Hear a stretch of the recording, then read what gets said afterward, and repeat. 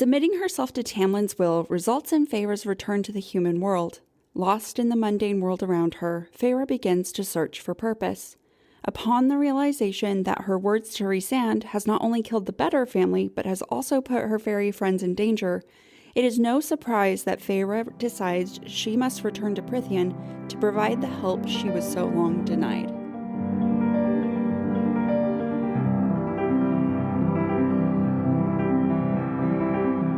The views expressed by the hosts are entirely their own and in no way represent the thoughts or intentions of the original author.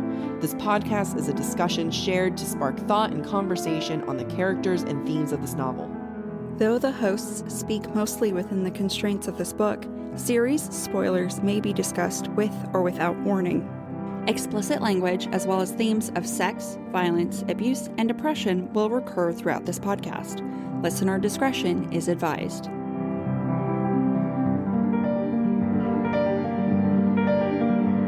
Welcome to BookTok for BookTok, a podcast where we deep dive into the writings of your favorite novels.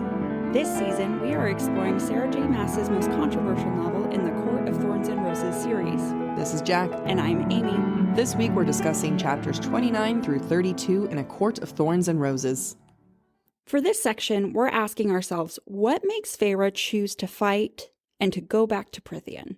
Some themes will be seen in this section. Family and the strengths and weakness it provides. All right, so starting us off in chapter 29, we are for the first time in the human world with Feyre since her return to Prythian, and it's really mundane, for lack of a better word. One of the first things I think about when it comes to Feyre in the human world is her experience with food. On page 257, it reads, "It was an effort for me to get down my food. So much of it was the same. The meat, the bread, the vegetables, and yet it was ash in my mouth compared to what I'd consumed in Prythian." What a snob. Which is not who she once was, right? No, she would take whatever she could get. Yeah, and she would lick her plate clean, but that is not the case anymore. Because Prythian was power, and everything that the Fae do has magic and power, but by the end of her time there, she'd given up her power. But she had given it up to the most powerful being she had met. And by coming back home, she's powerless. See what I did there? Was I reaching? Maybe not. Maybe. But being back home with the ash food is a reminder that humans are weak. And when the blight comes for them, they're not going to stand a chance. You know, their food doesn't have that special sauce in it. Every bite is, ooh, ash, like they're going to become, like they're death. Oh, because they're all going to burn alive. Uh-huh. That's awful. Right? That is awful. I think your point is pretty well emphasized by a comment that Elaine makes to Feyre at one point during this chapter. Elaine remarks that Feyre looks and sounds different. When Feyre looks in the mirror after this comment, she says, "My face was still the same, but there was a glow about me, a kind of shimmering light that was nearly undetectable. I knew without a doubt that it was because of my time in Prythian, that all the magic had somehow rubbed off on me. I dreaded the day it would forever fade." I think this is a clear indication to us that her time in Prythian was really good for Feyre. Oh, yeah. But she's got that glow. She's got that glow, and it's not the love glow. It's the magic glow. Tamlin's not that good that it lasts days later. Yeah, right. Now that she's back in the human realm, even the thought of painting was abhorrent to her. And yes, while it's because she's away from Tamlin, I also think it's just that the human world is so bleak to her that there's nothing worth painting in the human world. We see this attitude in a couple different ways. One thing that I found really interesting was the fact that Elaine remarks that Nesta did not finish the socialite season. Now, we know that that's because Nesta knows the truth about Feyre, that she's not at Aunt Ripley's. But I think also on some level, Nesta is above this world that she's been thrown into. She is like the High Fae. Feyre makes that comparison multiple times, but I think also Nesta she's above it all. And this world that her father and Elaine have fallen in love with is below her. I mean, like, Nesta's really always been above the world, always. I mean, they were powerful and rich beforehand, and now they're back to being powerful and rich, and she was above being poor, and she's above being rich. She's above it all. I agree with you. And I think that's not what one would first expect because as we learn in later books, like she's an excellent dancer and this is her scene, but now it's not her scene anymore. Feyre also thinks to herself that the flowers in the human world pale in comparison to the spring court and that Elaine would weep with joy to see the gardens in Tamlin's estate. Okay, hear me out. This is definitely me reaching. This is also a spoiler for future books. The spring courts would make Elaine cry, right? Who's in the spring courts? Lucien. Who makes her cry? Lucien. Boom. Connection. Does he make her cry, or is it the circumstances around him that make her cry? I mean, the fact that he won't leave her alone doesn't help. Oh, yeah, that's true. All things said and done, though, I think my note says, all unrealistic theories aside, in this conversation, Elaine asks Feyre to go to the continent with her. That causes a really, really big revelation for Feyre. On page 256, she says, there was so much of the world that I hadn't seen, hadn't even thought about visiting, hadn't ever been able to dream about visiting. I want to note that able was italicized because she felt limited. She felt very limited to what she was allowed to think of or was even capable of thinking of. And the old Feyre is starting to come back. And this is a big contributor to that, realizing that she's never been allowed or able to see the world differently, even when she was with Tamlin. Previously, her circumstances prevented her from doing that. Like, they were poor, they could barely eat. And then in Prythian, she had someone controlling her. I have no good segue. While the gardens in Prythian were beautiful and lush, the woods were more terrifying. So much so that now Feyre views her own woods back in the human world as kind of bland. It's sad. It's sad. So on page 260, it reads, "It had seemed so terrifying once, so lethal and hungry and brutal. And now it just seemed plain. Ordinary." It's kind of the same vibe when you go back to a childhood home and you're just like, I thought it was so much bigger than this. Yes, it's the exact same thing because experience opens your eyes. And when you have something to compare it to, one is going to seem greater than the other. Granted, the comparison here is, wow, I really thought I was going to die in these woods. But really, I was definitely going to die in the other ones. Yeah, exactly.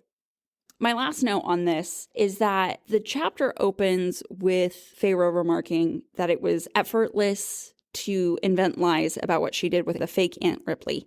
The activities she describes are really unimaginative and really boring. And it was interesting to me that it was so easy to come up with these lies to tell her family because that's just how boring the human world is. On the flip side of things, when we were talking about it, I actually look at it as her becoming more Fae. Because Lucien at one point comments that lying was an art form to the Fae. And the fact that she's not even batting an eye at how boring these lies are, she's adopted them. She is now Fae herself. Which we discussed in our last episode upon her return to her family's estate, and which I think we're going to continue to see as we move forward. So one thing Faye must also be well known for doing is disrupting family relationships, because that's exactly what Tamlin has done. Over and over and over again. Over and over and over. And by sending her back, he continues to do it again. Feyre, when she left her family, it wasn't necessarily a happy or healthy family relationship that she had with her sisters and her father. And we continue to see that here. When Feyre returns, her father does not spend any time with her. He would rather count her fortune and throw her a ball and be around other people. How Feyre handles wealth is a key to who she really is. Feyre has always wanted just enough money to be comfortable with her father and to paint. And when she went to the spring court, she was initially really disgusted with the wealth that she saw. She would always comment, "The curtains alone could feed my family for a year," or something along those lines. But we lose that disgust as she assimilates more to Tamlin. And now that she's back home and away from his influences, she starts to channel more of herself, and she's back to being that disgusted by unnecessary wealth. And later on in future books, we do get to see how she handles wealth when she's allowed to be more herself. Sorry, I also want to disrupt our entire flow that we worked very hard on and go back to a comment you said about how Tamlin keeps disrupting the Archeron family. Mm-hmm. I just popped in my head the absolute contradiction, or not contradiction, the juxtaposition between this book where he saves her family nonstop and in the next book where he single-handedly destroys them. Oh, you're right. He's like, he is the whole Archeron savior. He helps get the dad's leg fixed. He brings their fortune back, and he keeps them safe. In the next book, he is their absolute demise. Yep. Or yes, you could say that he is the catalyst for change in their family so that they can become the better versions of themselves. Look, yeah, I mean, don't get me wrong. I think so what we're saying is Tamlin's been great to them. Everything he does has helped. I love Feyre Archerons, but it was all against their will. Like every single one of them, it was non-consensual. He really has messed around with the entire Archeron family. Oh yeah, all of them. Oh damn. We work really hard on the flow of these episodes, and I really just ruined that. So pardon the transition. So going back to disrupting of family relations thanks to Tamlin, because Nesta knows more than the rest of her family, she acts differently than they expect, and she's not as social. And this makes Elaine uncomfortable when her friends come to visit. Again, information that one person has and information that's withheld from other people is what's causing this disconnect. Mm-hmm. We see that with Tamlin and Feyre. We see this here with Elaine and Nesta. Because she knows something that Elaine doesn't, Nesta is treating everyone else differently.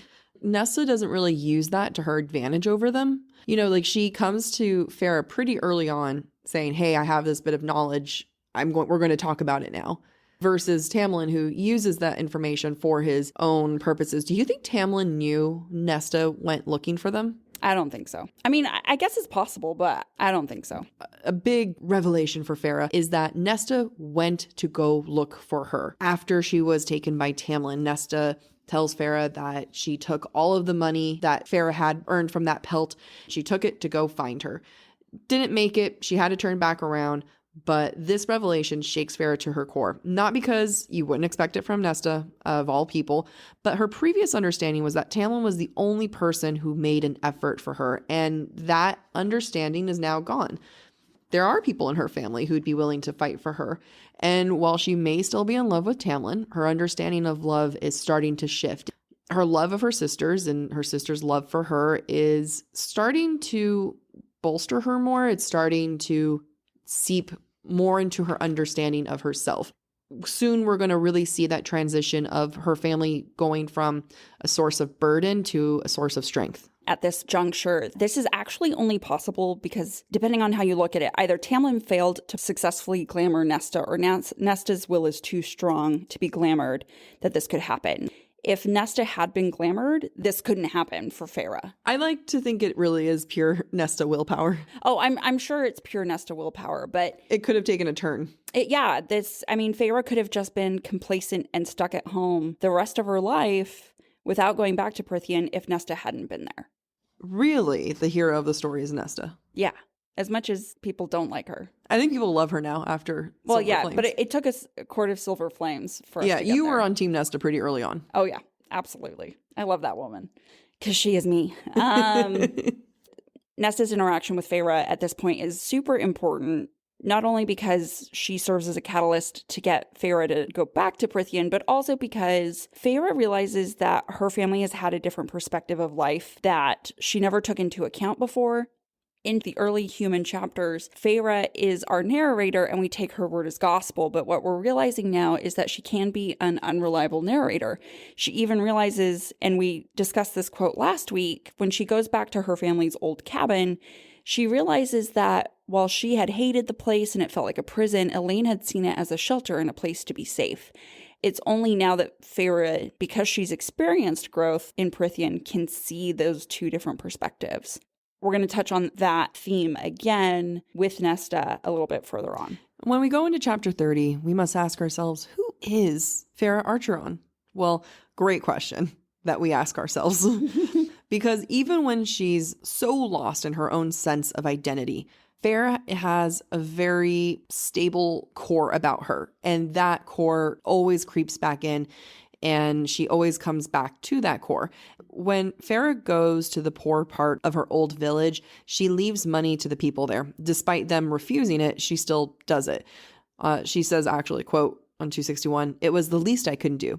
So she's taking on responsibility to people that she considered to have been part of her community.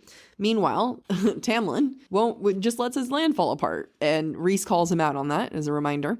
It's the same drive in her to do the right thing for other people, something that she wasn't capable or was even allowed to do because Tamlin was denying her of those opportunities. You know, that she keeps talking about doing the right thing, and that's something that Nesta had said about why she went to go get Feyre. It was the right thing to do.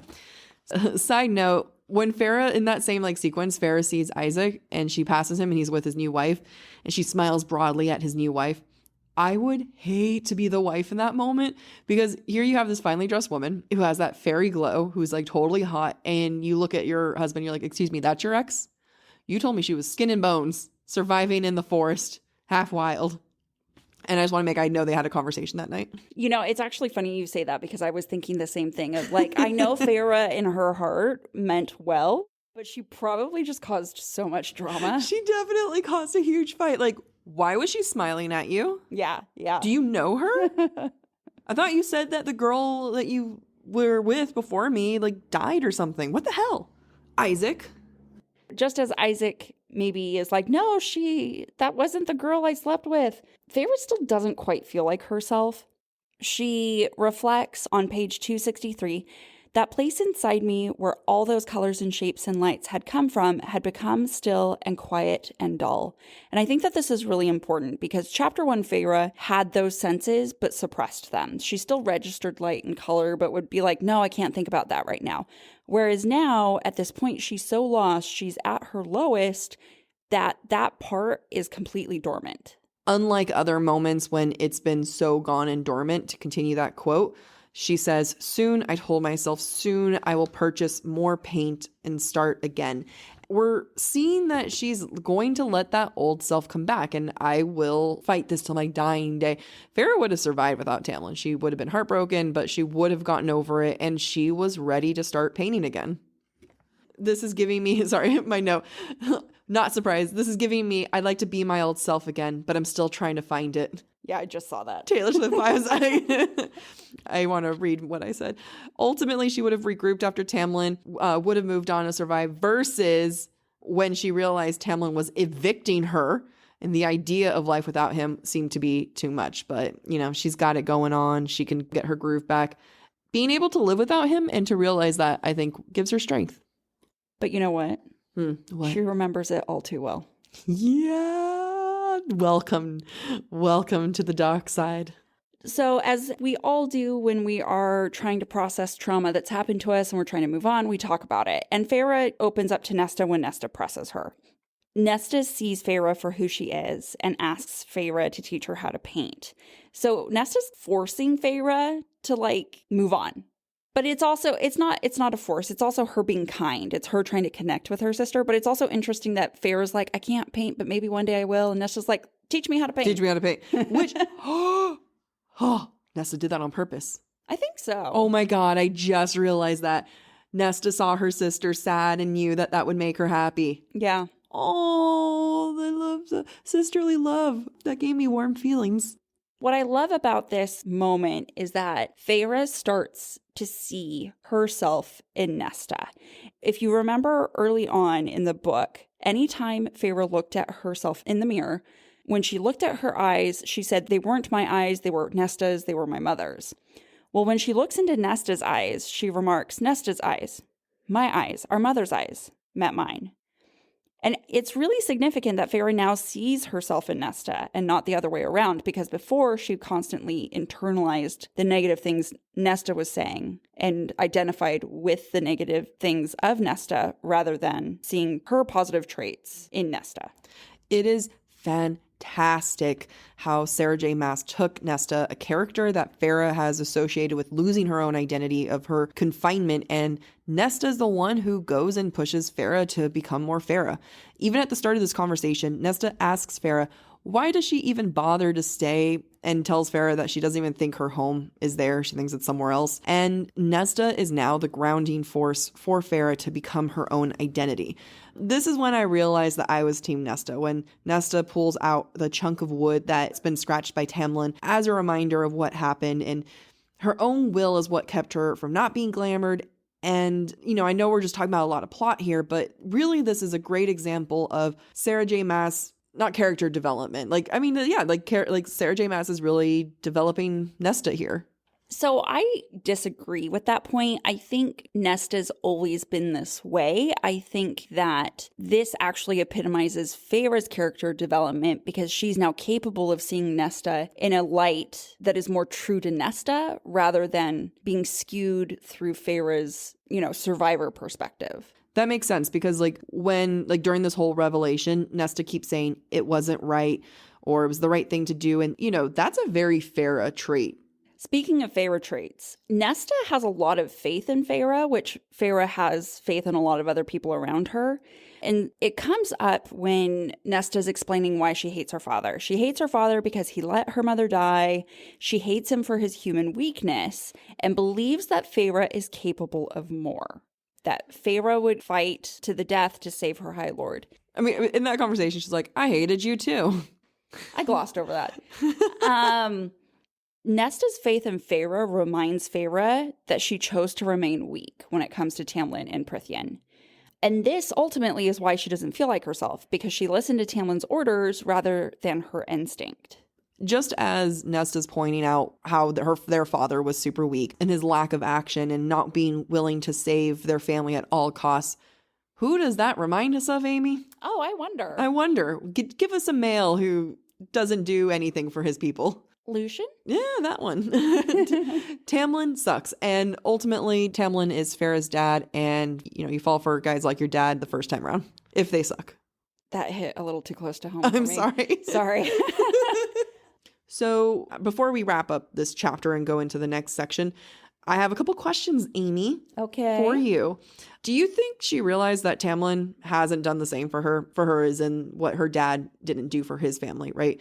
And if not, then how is this information something that does she hold on to it subconsciously? Does it impact her when she's underneath a mountain? Or does it bolster her because she feels like she needs to carry the weight for both of them? And just keeping in mind, on some level, she definitely expects Tamlin to react because when she shows up under the mountain, she's a little mildly outraged that he's not doing anything. In the previous chapters, before their lovemaking, I think at that point, Feyre does recognize that Tamlin has done nothing. But I think actually at this moment, Feyre is so focused on herself and her identity that she's not actively thinking about how Tamlin has done nothing and comparing him to her father. I don't think that's what's going on in her head right now. I think it's more likely that because she's coming back to herself and who she knows herself to really be, as you've said before, she's looking for responsibility because that's a fundamental part of who she is. I think she's assuming the role she has assumed with her family of no one else, not that no one else is going to do anything, but I'm willing and able to solve the problem. Yeah. Yeah. And I think she's more in a rut because she was not given that opportunity. And she's searching for the opportunity. Does that make sense? No, it makes sense. I get you. I feel you. Thank you for answering that. Now, let me take us to happier topics.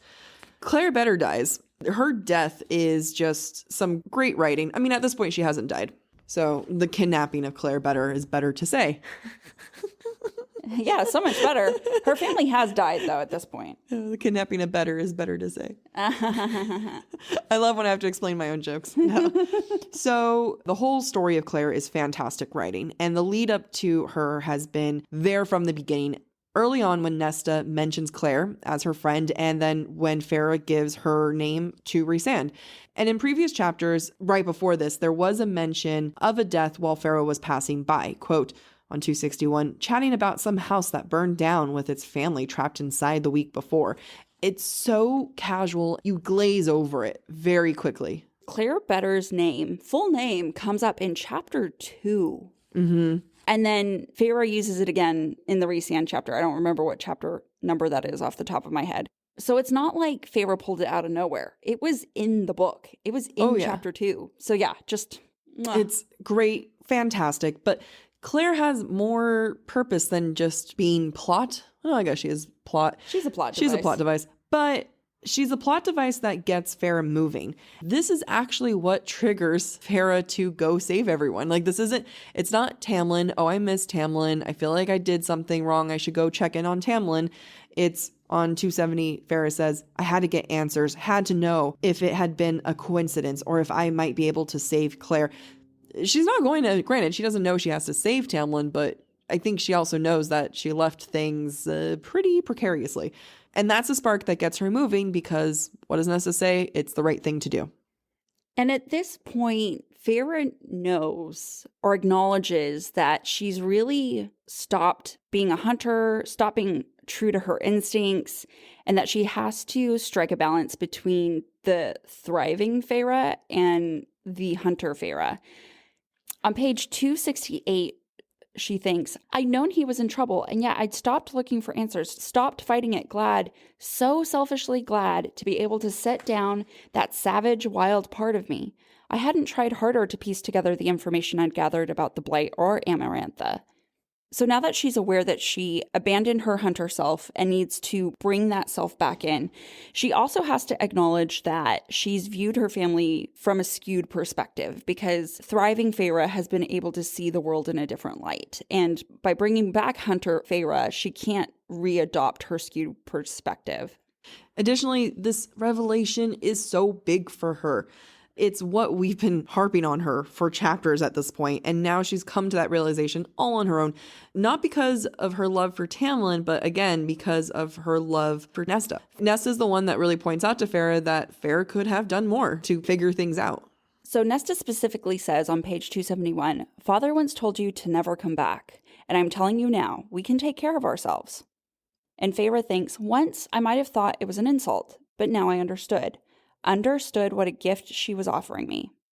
And again, when Nesta makes a different remark later on, Feyre thinks, that wasn't an insult either. A question from a coolly calculating mind. When you have to keep reminding yourself that they're not insulting you. That's because Feyre has had so little time being able to view her family from an unbiased perspective. And she's trying to figure out that balance right now. What's sad to me, though, is that this is coming as she's saying goodbye. And note, her father is once again absent at her departure when he has finally remembered the truth. And my note says, men are constantly absent in Feyre's life. Ooh. And I really think that, like, she doesn't need men to be true to herself. Oh, the truth bombs are here. Amy is dropping them left and right. Well, and think about it, because, spoiler alert, Feyre ends up with Rhysand. She doesn't end up with Rhysand until she's reached that point of balance in her life. Oh, and she is a fighter at that point. Like, more than now. Right. And I think that's significant. She didn't need Rhysand to get there. She was able to do it on her own. And she had to do it on her own. This whole goodbye is so important to the story and to Feyre because this is the third goodbye that we've seen in this book. Remember, we had the initial one when Tamlin took her. We have her saying goodbye to Tamlin, and now her saying goodbye to her family once again. And out of all of the goodbyes, this is probably the most honest one and the one that's actually filled with love. Elaine's crying. Nesta's giving her freedom. Their father has abandoned them. That's fine. Douche move. And it's a power of sisters. It's that sisterly love, that bond. And that's what gives Feyre permission to open up for her love for Tamlin. And she's a lot more open to saying that she loves Tamlin going forward now, right? Because now she's finally learned what being open about love is, because for the first time, that's what her sisters are doing. And this sisterly love in this moment goes from being, like I said before, Feyre's burden to her strength. And that is a huge driver, not just for this book, but all the other books to come, is Feyre loving her sisters and wanting to do right by them. Also, note in here, Nesta saying that she doesn't think that she'd be particularly fond of the fairy world is the most perfect setup to her conflict later on in everything else that comes after this. So chef's kiss. Mwah. As Feyre finally makes it back to Tamlin's estate in Prythian, I want to bring us back to episode 1 when I talked about a recurring image of the busted door. Yes. As you will remember, when the creditors beat up Feyre's father, they busted down the door. When Tamlin came to take Feyre away to Prythian, he busted down the door. And as Feyre gets to the spring court, she sees that the manor's front door is also busted open. The quote specifically says, "My stomach dropped further when I beheld the wide open front doors. One of them hung at an angle, ripped off its top hinge." And if you remember, this image of a door being broken open signals the end of a chapter in Feyre's life.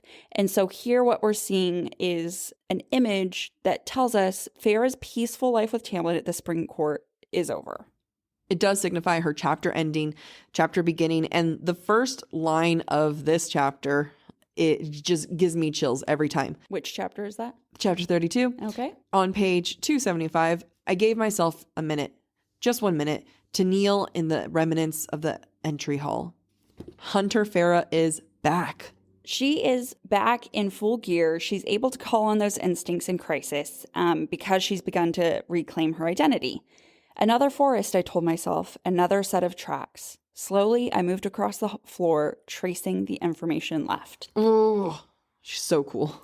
She's back, and she acknowledges that she suppressed her desires in the past, and even though she's brought back the hunter, she is now being more true to herself and those desires. And while Feyre is being true to herself, the truth around her starts to blur, particularly her truth with Tamlin. I would argue that in this instance, we're starting to realize that Tamlin's identity is really getting lost. As Feyre is surveying the damage to the house, she comes across the dining room, and she can't tell if that damage there was caused by Tamlin during his temper tantrum or if the enemy caused it.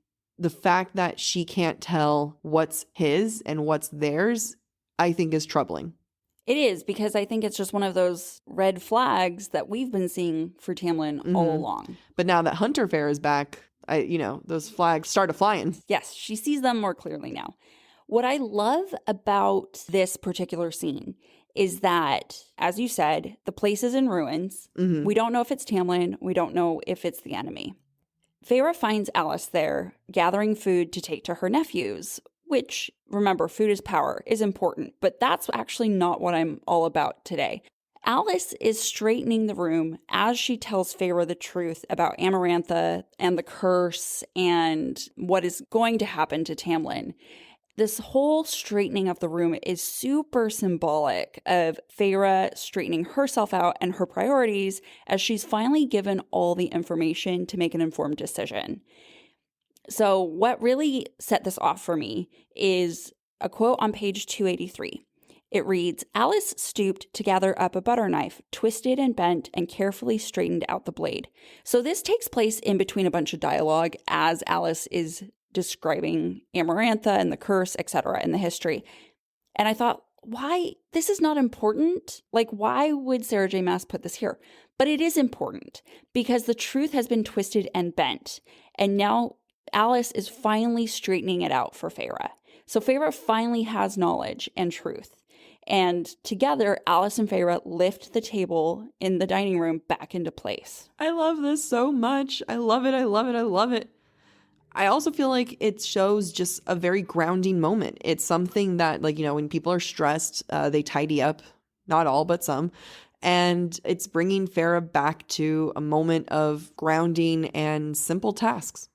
Plus, it sets Feyre up to literally clean everyone else's mess. Because that's what she's good at.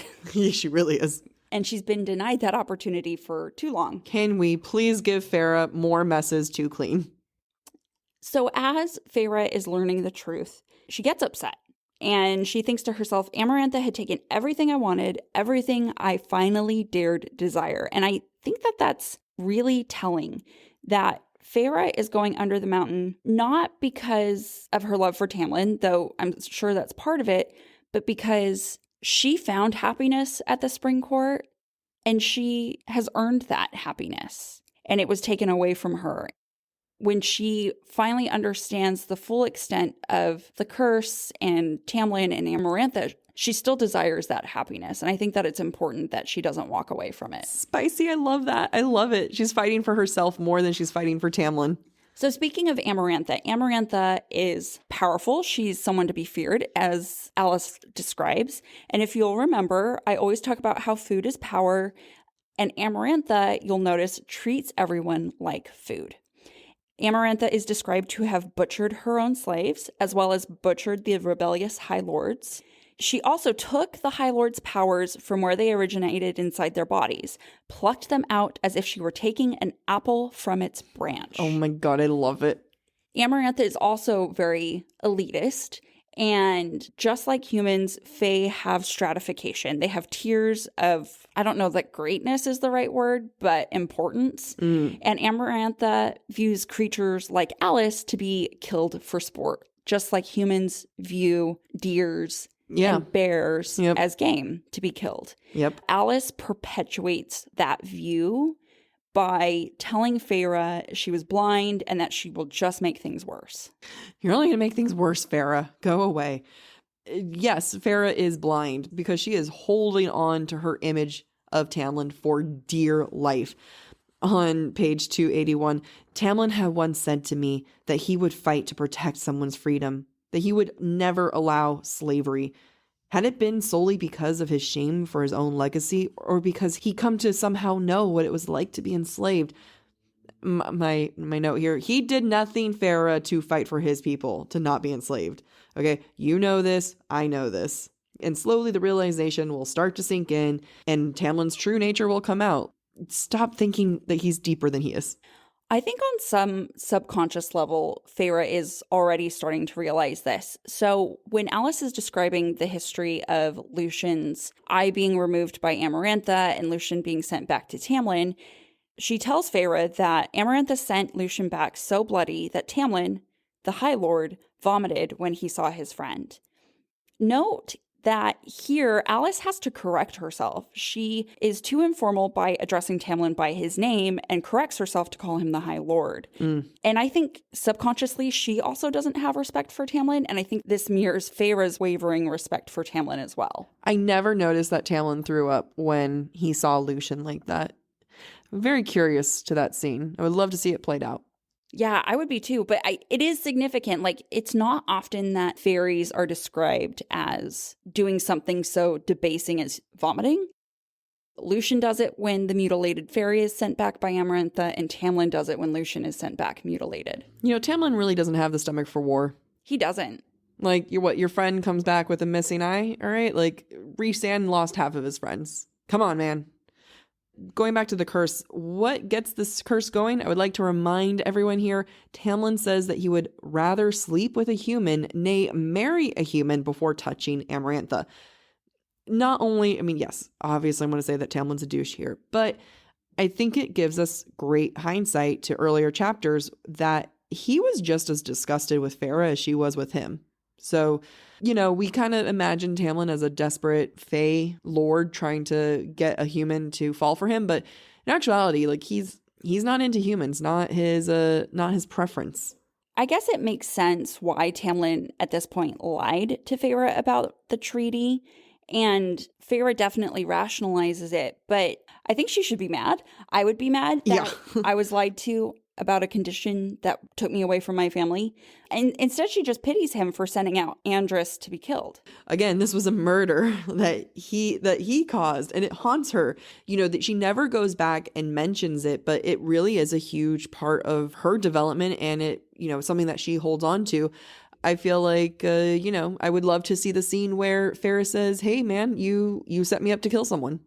But they never talk about it. And this is really setting up their dynamic after the events of Under the Mountain and at the start of the next book, that they lie to each other, they do things to each other that is traumatizing, and they don't talk about it. Just to continue on that warped nature, Tamlin's attitude about the curse is really warped. He's too noble to do anything for 49 years, and as the curse is coming to its end, his court begs him to do something, and so, okay, he's willing to sacrifice a few lives to save the majority, but then he's too cowardly to follow through when Feyre's there and obviously in love with him. How do you think Andrus feels being dead on the other side, saying, seriously, you're going to let my death go to waste because you can't sha-la-la-la kiss the girl? I'm going to have that song in my head the rest of the night. I'd be so pissed off as if I was Andrus. Be like, you couldn't try a little bit, just try. But for this curse, Amy, did you notice how weird this curse was? how oddly specific this curse was. It seems rather convenient. Okay, we find out what the curse is, and I break it down part by part. Number 1 to the curse. He needed to find a human girl willing to marry him. All right, that's fair. That's like, a little easy. Children of the Fae will sign up any day. So the human girl must have ice in her heart and hatred for our kind.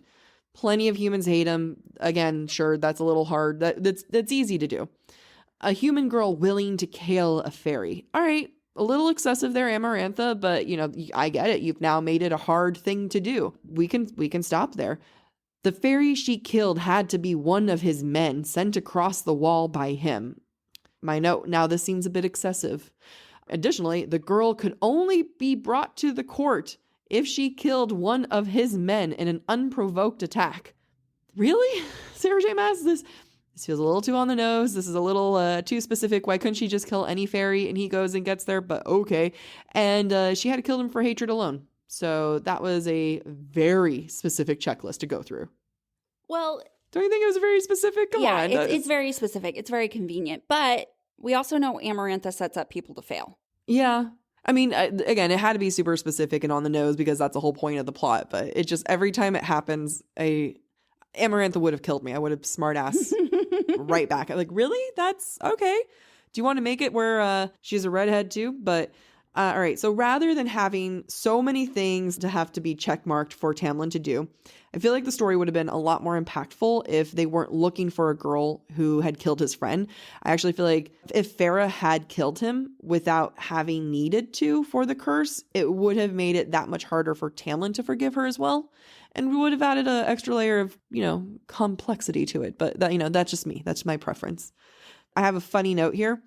When Alice is telling Feyre how Tamlin sent his men to go find themselves a human to kill them, sometimes they would come back and, quote on 284, Tamlin's bond with them as their lord and master told them that they have been killed by others. Human, hunter, older women perhaps.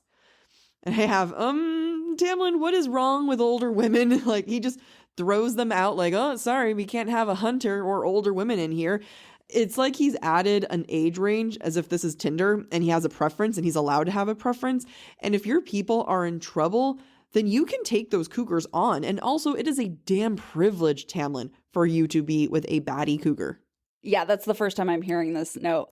It's weird because, as you mentioned earlier, he has as much disgust for Feyre as she has for him. And so it's like, you weren't going to be into the woman regardless, so why does age matter? It's just such a specific thing. Like, do you think he told them, like, you must bring me back any woman who's willing to kill you, so long as she's under, 30. We wouldn't make the cut. So long as, she's, like, kind of fit. or, I'll accept blondes and brunettes. Like, come on, Tamlin. Yeah, no preference is allowed here. When you're 500 years old, you don't get a preference You're anymore. older than any of the women that are brought back to you. All right. This is definitely turned into a Tamlin bashing podcast, which I don't think anyone's mad about. But the whole point of a literary analysis is that you don't just pick and choose the words and parts of the story for your own support. You have to examine the parts that challenge your thesis. So here I'll bring up a quote from 286. He thought that if a human girl loved true, then bringing her here to free him was another form of slavery. And this is Alice explaining why Tamlin resisted it so much and why he did not like it, is because he felt like it was a source of slavery. I can see that being true. We've seen Tamlin really get moody when anything is brought up about his father and his brothers and how they were with humans. He's really afraid of being like them and being as cruel as they were. For that reason, I do think he has compassion in his heart. I also think he needs therapy because he doesn't want to recreate those mistakes. And it makes sense because there's never been a free human in Prythian. Humans were only slaves in Prythian. So although the line of thinking might not be reasonable to us, I can see how it's reasonable to him. Yeah. The amount of characters in this book that need therapy. Every single one of them. If I took a shot with every character, if I ate a cookie with every character, let's do something I actually enjoy. No, good point. I mean, those are all very good points. And okay, yes, he didn't want to bring back someone. He didn't want to be his father. But at a certain point, he did bring Feyre back and they did fall in love for each other. And I have zero doubt in my mind that Tamlin knew that Feyre loved him. And, I thought we can definitely try to play up the old trope of she's too good for me, she'll never love me. But I don't think that's Tamlin. And he chooses to not pursue it. He chooses to not get her to say it. They were into each other and he was comfortable biting her neck. He was comfortable being aggressive with her, but he wasn't comfortable wooing her, taking her on a date. Why, Amy, do you think he did not pursue that actual aspect of love when he was willing to pursue other more carnal aspects? Something that you just said sparked my answer. He is willing to pursue her physically and be aggressive with her physically, but he's afraid of emotional vulnerability, especially when their entire interaction and their relationship has been built upon a lie. As we know now, the treaty never existed, or the treaty exists, but the clauses that Tamlin used to bring Feyre to Prythian don't exist. And so from that basic first interaction until now, they're just fueled by lies. And I would be terrified to initiate a relationship with someone that I've been lying to the whole time. Yeah, fair. Look at that. We're giving Tamlin a break. Not a big one. Slight. We'll move past it.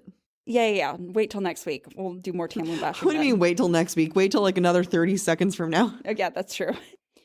So what's sad here is that because Tamlin wasn't honest, Feyre feels like she's the one to blame. So she feels now at this point that by not being honest about her feelings for Tamlin, she's damned everyone. She's damned Tamlin and Lucien and the entire Spring Court. And she even thinks to herself, I had failed them, and in doing so, I damned them all. I had damned each and every person on this estate, damned Prythian itself. The irony here, though, is that because Tamlin's been withholding information from her the whole time, he's the one not being honest, and therefore he's damned her. Yep. And damned everyone else. Yep. Of course she feels guilty, and welcome to this next section, which I like to call Fuck Off Alice. I'm going to read you a couple quotes, and then I will rant. On page 281, you could have been the one to stop her had you not been so blind to your own heart, human, she spat. Very rude, unnecessary. And on page 286, you could have broken it. Alice snarled, those sharp teeth mere inches from my face. All you had to do was say that you loved him with your whole useless human heart, and his power would have been freed, you stupid, stupid girl. Oh, so harsh.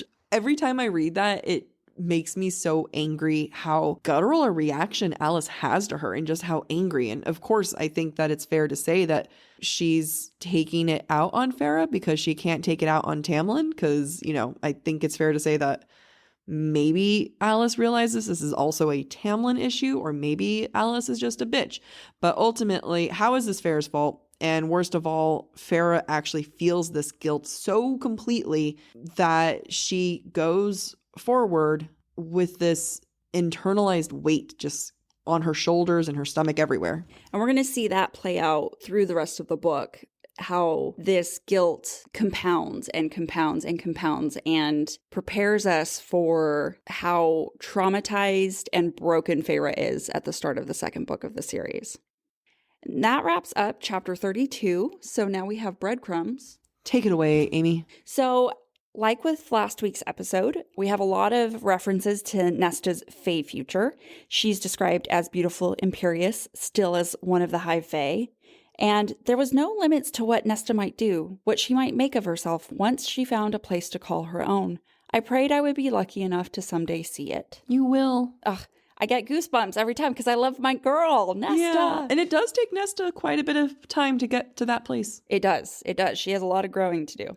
We also have Feyre's death foreshadowed here on page 288. Alice says to Feyre, you can't go under the mountain. No human who goes in ever comes out. It's suicide. She'll kill you even if you get close enough to see her. And she's right. No human does come out. Because Feyre is not human when she gets out. Every time you point that out, full body chills. I love it. And last but not least, this is one of my favorite quotes and breadcrumbs, and it sets us up for my discussion for next week's episode, so don't forget this. Feyre remarks that she doesn't believe in the cauldron, but ironically, she will have several encounters with it in the future. She specifically says on page 289, I don't believe in fate, nor do I believe in some ridiculous cauldron. Famous last words. That will bite you in the ass. Yes, it will. So let's go back to the original question that you asked, Amy. What makes Feyre choose to fight and to go back to Prythian? I'm going to say her family. Yeah, I'm going to say her family reminds her that she has a lot to live for and desire, and she has desires that she has a right to have. And she wants to fight for that. She's not fighting things in the woods anymore. Mm-hmm. She's thriving. Thrive, not survive. And it's not Tamlin. It's her and what she wants for herself that she fights for. And I think it's really great to have this clarity and realization going into future episodes because, you know, I know when I read it the first time, it was like, damn, girl, you are putting yourself through hell for a guy. And she's not. She's doing it for herself. So we are happy to see it.